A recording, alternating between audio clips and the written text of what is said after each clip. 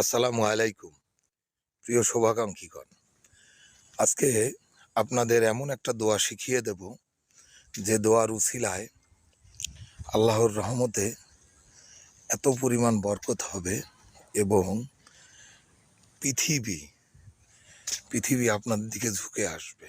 মান সম্মান সব কিছু আপনারা পাবেন আল্লাহর রহমতে।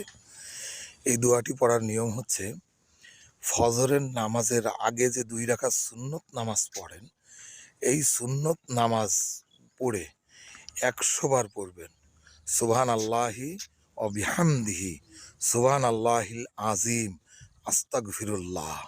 এই আমলটি রেগুলার করেন, দেখবেন যে আপনার জীবন বদলে যাবে এবং আল্লাহ এত পরিমাণ বরকত ও রহমত আপনাদেরকে দিবে যে রহমত আর বরকত আপনারা থোয়ার জায়গা পাবেন না এবং সারা পৃথিবীর সমস্ত মখলুকাত আপনাদেরকে সম্মান করবে।